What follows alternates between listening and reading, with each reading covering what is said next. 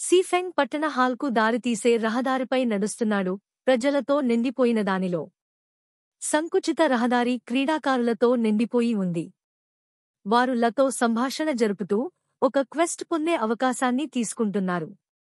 అలాంటి దృశ్యం ఒక మార్కెట్కు వచ్చిన అనుభూతిని కలిగిస్తోంది. దురదృష్టవశాత్తు గాడ్స్ డొమైన్లో క్వెస్ట్ పొందడం సులభం కాదు. ప్రధాన కారణం లకు ఉన్న ఉన్నత స్థాయి బుద్ధి. ఇది వారిని ఒకరికి సంభాషణలు జరపగల సామర్థ్యం కలిగిస్తుంది.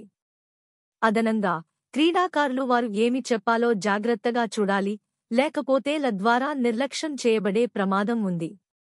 మరియు పోటీగా ఉన్న క్రీడాకారుల ప్రవాహం ఉంది. సులభంగా కనుగొనబడిన ఒక సాధారణ క్వెస్ట్ పొందడం నిజంగా కష్టమే. గాడ్స్ డొమైన్ ప్రారంభించిన 10 కిమి తర్వాత కూడా రెడ్లీఫ్ టౌన్లో ఒక్క క్రీడాకారుడు కూడా సాధారణ క్వెస్ట్ పొందలేదు. దీంతో పోల్చితే సీఫెంగ్ రీఇన్కార్నేషన్ పొందిన వ్యక్తిగా ఉన్న ప్రయోజనం నిజంగా గొప్పది. అతను ఒక క్వెస్ట్ను పొందినప్పటికీ అది ఒక ప్రత్యేక క్వెస్ట్, కొంచెం భయానకమైనదైనా. అయితే ఒక ప్రత్యేక క్వెస్ట్ యొక్క బహుమతి చాలా ఘనమైనది. గాడ్స్ డొమైన్ను నెల రోజులుగా ఆడుతున్న అగ్రశ్రేణి క్రీడాకారులు కూడా ఈ ప్రత్యేక క్వెస్ట్ యొక్క బహుమతిని చూసి నోటిని తుడుచుకుంటారు.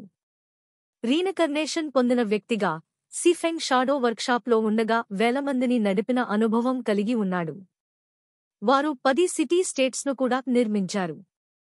గాడ్స్ డొమైన్పై అతని చేతుల్లో ఉన్న సమాచారం పరిమాణం సాధారణ క్రీడాకారుడు తెలుసుకునే దానిని బాగా మించిపోతుంది. ముఖ్యంగా లెవెలింగ్ అప్ మరియు డబ్బు సంపాదించడం పై ఉన్న వ్యూహాలు గురించి. ఈ వ్యూహాలు వర్క్షాప్కు కావలసిన అవసరాలు, దీనిలో వేలమంది క్రీడాకారులు బలంగా పెరగడానికి. ఇప్పుడు అతను రీఇన్కార్నేషన్ పొందిన తర్వాత మళ్లీ గాడ్స్ డొమైన్ ఆడుతున్నప్పుడు సీఫెంగ్ ఈ సమాచారాన్ని ఉపయోగించి ఎక్కువ ప్రయోజనాలను కూడగట్టాలని కోరుకున్నాడు. ఇది అతని భవిష్యత్తు అభివృద్ధికి మంచి పునాదిని నిర్మించడానికి కావాలి. కాబట్టి సహజంగా అతను సాధారణ క్రీడాకారులుగా అనుకరించడం లేదు, రహదారులపై గంటల కొద్దీ వృధా చేయడం ఒక సాధారణ క్వెస్ట్ కోసం పోరాడడానికి. ఇంకా అతను అగ్రశ్రేణి క్రీడాకారులను అనుకరించడం లేదు, ఎందుకంటే ఈ క్షణంలో అడవిలో క్రీడాకారుల కంటే ఎక్కువ మృగాలు ఉండే అవకాశం ఉంది. సీఫెంగ్ చేయాలనుకున్నది ఈ క్రీడాకారుల సముదాయాలను నివారించడం, అందుకే అతను విపరీతమైన కష్టతరమైన ప్రత్యేక క్వెస్ట్ను ఎంచుకున్నాడు. అయితే ఈ క్వెస్ట్ పూర్తి చేయడానికి డబ్బు అవసరం, అది సీఫెంగ్ వద్ద ప్రస్తుతం లేదు. ప్రతి క్రీడాకారుడు ఆట ప్రారంభంలో 10 కాపర్ నాణేలు పొందుతారు. ఇది ఒక ఆయుధం లేదా పరికరాన్ని కొనడానికి సరిపోకపోయినా హెచ్పి లేదా ఎంపీ పునరుద్ధరణ పానీయాలను కొనుగోలు చేయడం పెద్ద సమస్య కాదు. సీఫెంగ్ 2 అంతస్తుల పట్టణ హాల్ ముందుకు చేరుకున్నప్పుడు అతనికి వందలాది మంది ప్రజల దృశ్యం ఎదురైంది. వారు పొడవైన లైన్లో నిలబడి ఉన్నారు. ఏ ఆట అయినా గ్రామానికి సంబంధించిన అధికారి లేదా పట్టణ మేయర్ అనేది క్వెస్టులను పొందేందుకు అనువైన లక్ష్యం. సహజంగానే ఎవరూ ఈ అవకాశాన్ని వదులుకోరు. హే కొత్త వ్యక్తి, ప్రజాస్వామ్యాన్ని కాపాడాలంటే క్యూలో నిలబడాలి.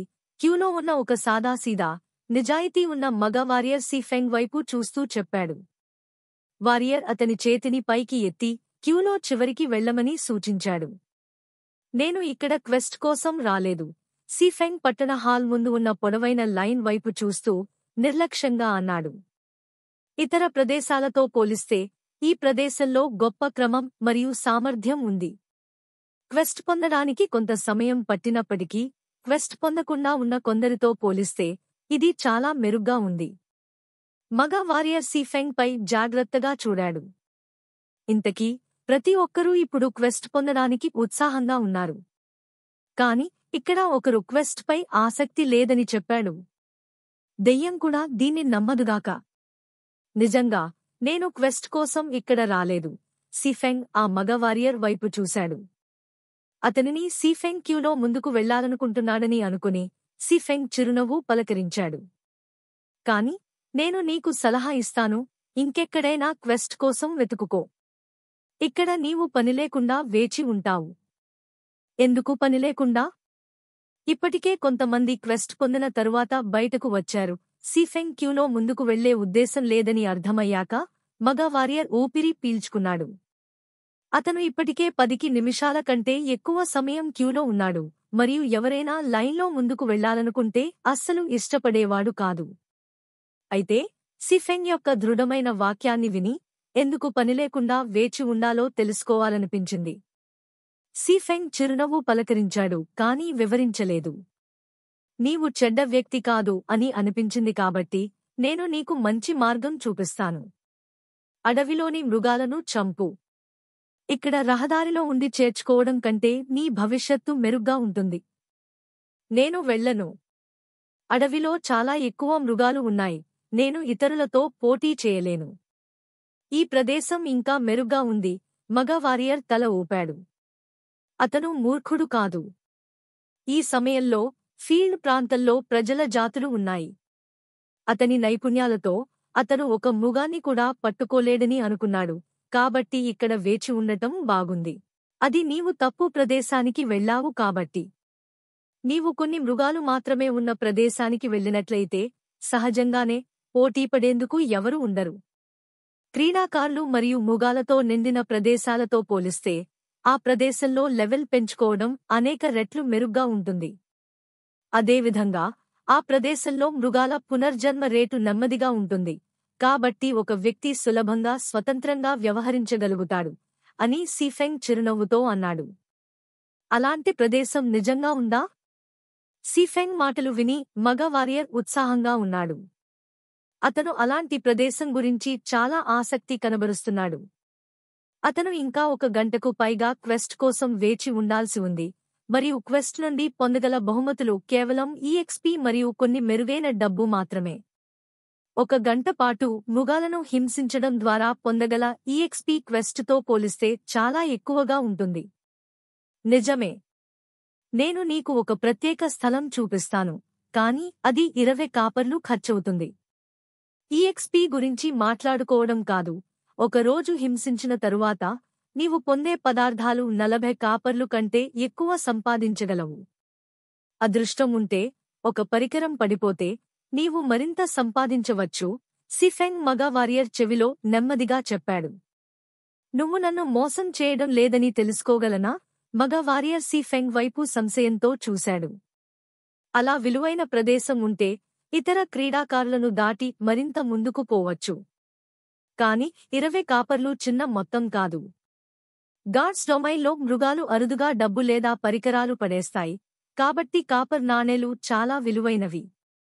నమ్మకం లేకపోతే మొదట 10 కాపర్లు మాత్రమే ఇవ్వు. ఆ ప్రదేశానికి వెళ్లిన తర్వాత తెలుసుకుంటావు. ఇది నిజమైతే మిగతా 10 కాపర్లు కూడా ఇవ్వగలవు. నేను నిన్ను మంచివాడిగా భావిస్తున్నందునే ఈ విషయం చెబుతున్నాను. నమ్మకం లేకపోతే ఏమీ అవసరం లేదు. సిఫెంగ్ తన మాటలు చెప్పిన తర్వాత వెళ్ళిపోతూ అన్నాడు. సిఫెంగ్ డబ్బు లేకపోతే ఇలాంటి పని చేసేవాడు కాదు. అత్యంత దయనీయంగా చూస్తే ఇతను ఇతర మార్గాలను ఉపయోగించి డబ్బు సంపాదించేవాడు. కొన్ని అడుగులు ముందుకు నడిచిన తర్వాత సిఫెంగ్ను ఆ మగ వారియర్ ఆపేశాడు. నిపుణుడు, కాసేపు ఆగండి. మాట్లాడుకుందాం, సరేనా? 10 కాపర్ల డిపాజిట్ కాదా? ఇది తీసుకోండి. మీలాంటి నిపుణుడు నన్ను మోసం చేయడని నమ్ముతున్నాను. మగ వారియర్ చిరునవ్వుతో 10 కాపర్లు సిఫెంగ్కు ఇచ్చాడు. నీ ప్రదర్శనను చూసి నేను నీకు ఒక మంచి ప్రదేశం చూపిస్తాను. ఈ ప్రదేశం కొంచెం దూరంగా ఉన్నా అక్కడ కేవలం ఒకే లెవెల్స్ ఉన్న గ్రీన్ గ్నోమ్ ఉంటుంది. దీనికి తక్కువ రక్షణ ఉంటుంది మరియు పునర్జన్మ రేటు వేగంగా ఉంటుంది. డబ్బు పడే అవకాశం కూడా ఎక్కువగా ఉంటుంది. బర్సర్కర్ ఆ ప్రదేశంలో గొప్పగా హింసించగలడు. సిఫెంగ్ ఆనందంగా 10 కాపర్లు స్వీకరించి మగ వారియర్కు మంచి స్థలాన్ని చెప్పాడు. మగ వారియర్ సిఫెంగ్ అడవిలోని మృగాల గురించి ఎంత పరిచయం కలిగి ఉన్నాడో డబ్బు పడే రేటును కూడా తెలుసుకోవడాన్ని గమనించినప్పుడు ఊరట పొందాడు. అతను గార్డ్స్ డొమైన్ నిపుణుడిని కలుసుకోవడం నిజంగా తన అదృష్టమని ఊహించలేకపోయాడు. సిఫెంగ్ కేవలం నిపుణుడే కాకుండా బీటా టెస్టర్ కూడా కావచ్చు అనే ఆలోచనతో అతను మరింత ఉత్సాహంగా మారాడు. అన్నా నిపుణుడా, బర్సర్కర్ల కోసం స్కిల్ బుక్స్ పడే ప్రదేశం గురించి తెలుసుకుంటావా? కేవలం ఒకే స్కిల్తో మృగాలతో పోరాడడం చాలా కష్టం అని మగ వారియర్ సిఫెంగ్ పట్ల మరింత ఇష్టపడుతూ సిఫెంగ్ను తన పైవాడిగా భావిస్తున్నాడు. నీకావాలంటే చాలు, కాని అది 2 సిల్వర్లు ఖర్చవుతుంది అని సిఫెంగ్ చిరునవ్వు ఇచ్చాడు. చిన్న సంభాషణ తర్వాత ఎవరూ ఇలాంటి విలువైన సమాచారాన్ని ఉచితంగా ఇవ్వరు. సిఫెంగ్ కూడా డబ్బు లేకుండా ఇవ్వడు, సహజంగా. మగ వారియర్ ఆ ధర విని వణికిపోయాడు. 2 సిల్వర్లు అంటే 200 కాపర్లు. సగటు గిల్డ్ కూడా అంత డబ్బు కలిగి ఉండదు. నిపుణుడా, మనం ఒకరినొకరు స్నేహితులుగా జోడించుకుందాం. నా పేరు లోన్లీ స్నో. నేను డబ్బు సంపాదించిన తర్వాత మిమ్మల్ని మళ్లీ సంప్రదిస్తాను అని మగ వారియర్ సిఫెంగ్కు ఫ్రెండ్ రిక్వెస్ట్ పంపాడు. సరే అని సిఫెంగ్ లోన్లీ స్నో రిక్వెస్ట్ను అంగీకరించాడు. అయితే నేను మృగాలను చంపడానికి వెళ్తున్నాను అన్నా నిపుణుడా. నేను డబ్బు సంపాదించిన వెంటనే 10 కాపర్లను మీకు మెయిల్ చేస్తాను అని లోన్లీ స్నో సిఫెంగ్తో సంతోషంగా విడిచాడు. పొడవాటి క్యూని విడిచిపెట్టాడు మరియు హింసించే ప్రదేశం వైపు పరిగెత్తాడు. ఇప్పుడిక సిఫెంగ్ దగ్గర డబ్బు ఉందని అతను టౌన్ హాల్ దగ్గర ఉన్న పండు పందిరి వైపు నడిచాడు. బాస్, ఈ టమోటా ధర ఎంత? సిఫెంగ్ పండిన ఎర్రటి టమోటాను పట్టుకుని అడిగాడు. ఫలాలు మరియు కూరగాయలు ఆటగాళ్ల HP మరియు MP పునరుద్ధరించడంలో సహాయపడతాయి. వాటి రుచులు కూడా చాలా రుచిగా ఉంటాయి. ఏకైక లోపం ఏమిటంటే పునరుద్ధరణ రేటు తక్కువగా ఉంటుంది. సాధారణ పరిస్థితుల్లో ఆటగాళ్లు వాటిని కొనుగోలు చేయరు, ముఖ్యంగా డబ్బు ఒక పెద్ద సమస్యగా ఉన్న ఈ సమయంలో. పండ్లు మరియు కూరగాయలపై డబ్బు ఖర్చు చేయడం వ్యర్థ ప్రవర్తన మాత్రమే. 2 కాపర్లు ఒక్కొక్కటి. నాకు వాటిలో 10 ఇవ్వు. సిఫెంగ్ 20 కాపర్లను చెల్లించాడు. 10 టమోటాలు అందుకున్న తర్వాత అతను టౌన్ హాల్లోకి ప్రవేశించాడు.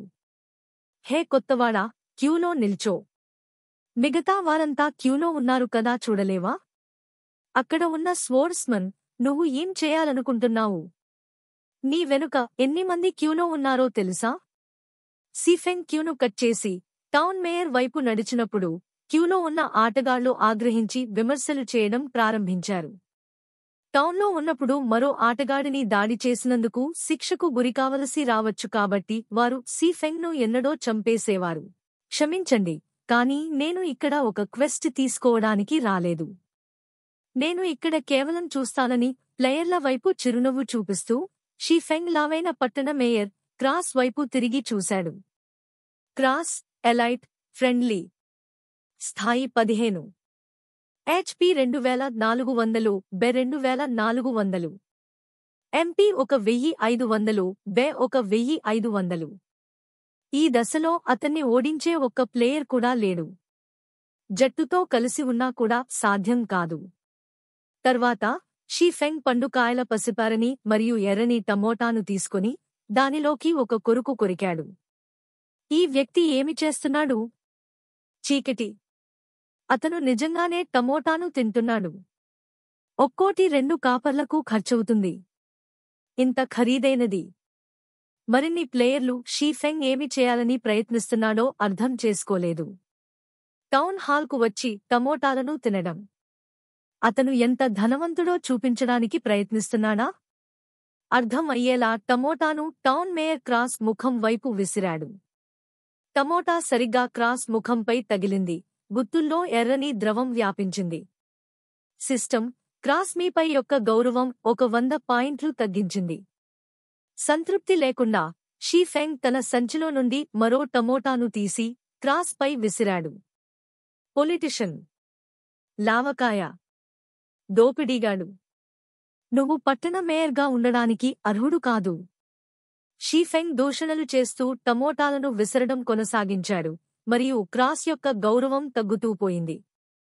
టమోటా రసం క్రాస్ శరీరంలో అరుగుతూపోయింది. అతని కోపంతో కూడిన ముఖంతో కలిపి అది ఒక సరదా చూపును సృష్టించింది. అయితే టౌన్ హాల్లో ఎవరూ నవ్వడం లేదు. అక్కడ చాలా నిశ్శబ్దం ఉంది. అందరూ సిఫెంగ్ చేసే పనులకు ఆశ్చర్యంతో నోరు తెరుచుకుంటూ ఉండిపోయారు. 20 నిమిషాలు గాడ్స్ డొమైన్ ప్రారంభం కావడం తరువాత ఒక ప్లేయర్ నిజంగా ఒకని దాడి చేయడానికి ధైర్యం చేసింది మరియు అది ఏ NPC అయితే కాదు. అతను పట్టణ నాయకుడు, బిగినర్స్ ఏరియా బాస్ను దాడి చేస్తున్నాడు. ఈ వ్యక్తి పిచ్చివాడు. అతను జైలు వరకు పంపించబడాలన్న భయంకరమైన ఆలోచన లేదు. అతనికి ఇక రేట్లీఫ్ టౌన్లో ఉండాలని ఉందా? సమాజంపై ప్రతీకారం తీర్చుకోవడం కూడా ఇలాగే చేయకూడదు. ఇతర ప్లేయర్లు షీఫెంగ్ను గార్డ్స్ అదుపులోకి తీసుకెళ్లాలని లేదా క్రాస్ కోపంతో షీఫెంగ్ను చంపాలని అనుకుంటూ ఉండగా ఈ వాటిలో ఏదీ జరగలేదు. ని దూషించడం దాడిగా పరిగణించబడదని ఎవరికీ తెలియదు. అందుకే గార్డ్స్ కూడా, క్రాస్ కూడా షీఫెంగ్ను దాడి చేయలేదు. షీఫెంగ్ యొక్క చర్యలు ఎన్పీసీ అతనిని హేయంగా చూడడానికి దారితీస్తాయి మరియు జీవితంలో అతనికి ఎన్పీసీ నుండి క్వెస్ట్లు పొందడం అసాధ్యం. షీఫెంగ్ చివరి టమోటా క్రాస్ ముఖంపై తగిలిన వెంటనే క్రాస్ గౌరవం ప్రత్యర్థిగా మారింది. క్రాస్ స్థాయి ప్రశ్న గుర్తులుగా మారింది మరియు అతనిపై నామాంకం వెళ్లవెళ్లక ఎర్రగా మారింది. ద్రోహి! నేను నిన్ను నరకంలోకి పంపుతాను! ఎర్రటి క్రాస్ గట్టిగా కేకలు వేశాడు మరియు షీఫెంగ్ పై దూసుకెళ్లాడు. If you like the video, please subscribe the video and press bell icon for more updates. Thank you for watching the video.